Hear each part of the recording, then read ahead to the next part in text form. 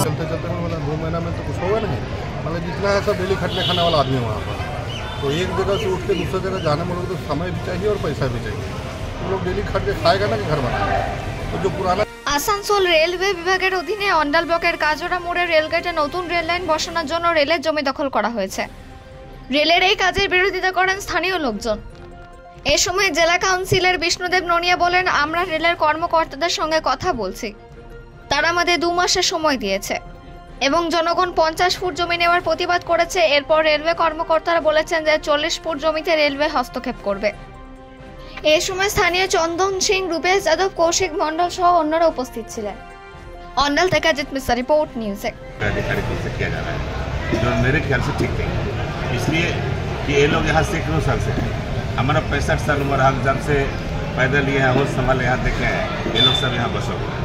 और एकाएक जो है आज 1 महीना हो, 2 महीने से 3 महीने से नोटिस कर रहे हैं। বাংলা নববর্ষের সমস্ত জনকে প্রীতি ও শুভেচ্ছা জানাই। এমন একটা দিন আজকে মিটিংয়ে বসেছি, আজকে দিনটা ঠিক না করলেই হতো। আপনি ডেমোলিশন করার নোটিশ দিচ্ছেন, সেটাও আমি মনে করি ইললিগাল। কারণ আমরা যদি সুপ্রিম কোর্টে বেল নিই, আমাদেরকে সেশন কোর্টে বেল নিতে হয়। আপনার রেলওয়ে অথরিটি যদি আপনাকে রেল ট্র্যাক ডেভেলপ করার অনুমতি দিয়েছে, তার নো অবজেকশনটা লোকাল পঞ্চায়েত বোর্ডে থেকে দিতেই হবে। এটা আইন বলে, আমাদের দেশের আইন বলে যে আমি যদি সুপ্রিম কোর্ট হাইকোর্ট থেকে বেল নিয়ে আসলে আমাদেরকে সেশন কোর্টে বেল নিতে হয়, না হলে বেলটা মারা যায় না। ঠিক সেই রকমভাবে যখন আপনি এই যে দরজায় নোটিশ চিঠিয়ে দিচ্ছেন, বুলডোজার নিয়ে চলে আসছেন, দিনটাও দেখছেন না। আজ বাংলার নববর্ষ প্রথম দিন, এই নববর্ষের দিন আপনি বুলডোজার নিয়ে চলে আসছেন। আজকে তো অনেক দোকানে পুজো ছিল, পুজো করতে পারেনি, অনেক দোকানে পুজো ছিল, সে পুজো করতে পারেনি। এমন একটা দিন, সেই যে দিল্লিতে সরকার চলছে, সেই সরকার অরাজকতার সরকার, তার রেল মিনিস্টার কী করে ধরনের কাজ করতে পারে, সেটা আমাদের চোখের সামনে প্রমাণ হচ্ছে। রেল অধিকারীর সঙ্গে কিছু কথা হয়েছে। রেল অধিকারী যারা এখানে রেলের প্রতিনিধি, আমার জেলা পরিষদের সহকারী সভাধিপতি এই এলাকার, উনি জেলা পরিষদ আছে, উনাকেও নোটিশ করেন, উনিও জানেন না ওনার এলাকাতে ইভিকশন হবে। আজকে কি হলো, কোথায় দাঁড়ালো? আজকে কথা এটাই হলো কি ইভিকশন করতে দেওয়া যাবে না। আমরা অ্যাডামেন্ট ছিলাম, ইভিকশন করতে দেওয়া যাবে না। আপনারা রেল কর্তৃপক্ষ বলছে ডেভেলপমেন্টের কথা, ডেভেলপমেন্টে আপনারা বাধা না দেন। আমরা বললাম ডেভেলপমেন্ট যাতে না হয় আপনারাই চাই, আপনারাই চাইছেন না কি ডেভেলপমেন্ট হোক। আপনারা যদি চাইতেন ডেভেলপমেন্ট হোক, তো তার যে সিস্টেম আছে, আমাদের দেশে যে আইন আছে, সেই আইন অনুযায়ী কাজ করতেন, যদি সত্যিকারে আপনারা ডেভেলপমেন্ট চাইতেন।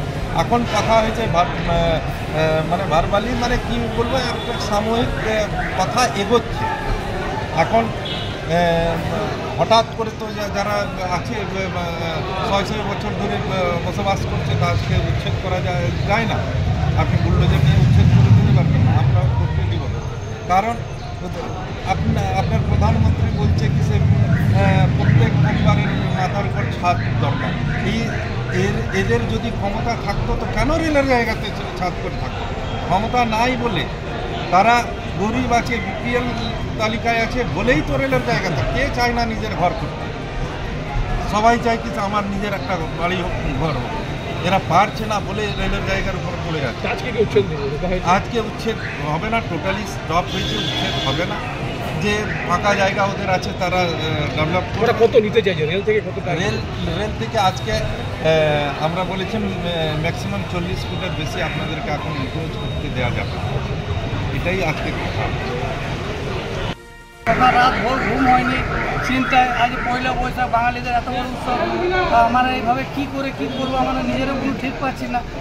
প্রশাসনকেও বলা হয়েছে, নেতারাও আমাদেরকে সাহায্য করেছে অনেকটা, কিন্তু যাই হোক কী সময় পেয়েছে এখন পর্যন্ত জানি না। কিন্তু পয়লা বৈশাখে এই সময়টা আমাদের জন্য খুব দুঃখজনক। কেন? পয়লা বৈশাখে পুজো করতে পারলাম না, ঘর দুয়ার ছেড়ে এখানে সকাল থেকে বসে